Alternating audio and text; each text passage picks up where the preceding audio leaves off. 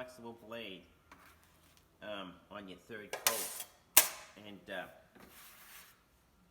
try to only load up what you're going to use, because if you load up too much, it dries out and it doesn't want to spread. So you can see all our third coats up there, and we use the third coat trowel to do the seams. Sometimes the edge, it's hard to get it to feather out to 0, so we'll come back with the 6-inch, and then we'll just 0 it, make it come right to nothing with the 6-inch, and that way it just takes the sanding out of all the extra sanding. And we like to bring this light with us where we're going so we can see things. So it's important to have good lighting on stuff. You can see things come out. You can see there's a little bit of a thing here where we had jumped over these plugs. But then on the third coat, you know, it just come back over and give it a quick skimming. And that makes the edge go away, and it saves a little bit of time in sanding, so you're not sanding.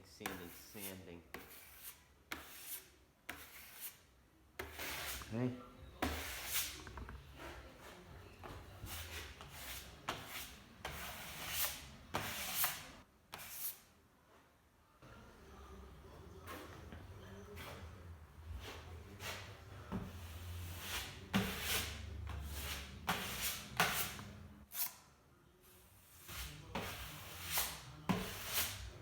Anyway, so we're just touching up the rest of the coat, and then tomorrow we're going to be doing some other work, but the next day we'll come back and start sanding everything, and then we'll vacuum up all the dust, and then we're actually going to start painting. So these are the samples we had done. We had picked a couple different colors we were interested in,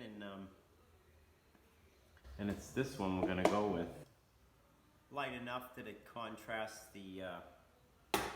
has contrast with the ceiling, which is bright white, and then comes down the wall, and the floor is darker teak. So we're using this paint from Farrow and Ball.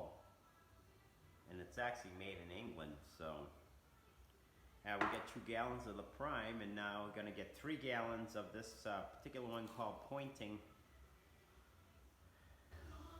And we have the modern emulsion. This comes in a sample of the estate emulsion. The modern emulsion has a little bit more of a satin to it. Anyways, guys, that's it. Just a little bit of touch-up compounding. And we're ready to sand.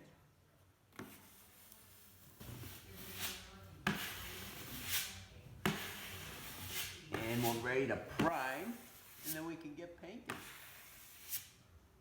My dad already sanded around these windows, and that's what they look like. They come right to the window frame. We're going to paint right up to the gasket.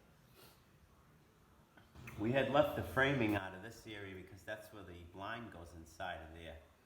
And then the blind will go down. But that's it. Just if you can do this stuff and try to do a little bit extra at the very end, touching up here and there to save yourself from sanding that much more.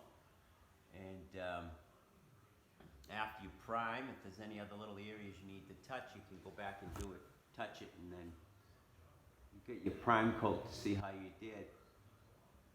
Anyways, you guys, have a good weekend, and we'll share more as we make more progress with the painting and stuff. You can see how the color looks, and final finished product of the compounding and painting. Alright guys, enjoy the weekend.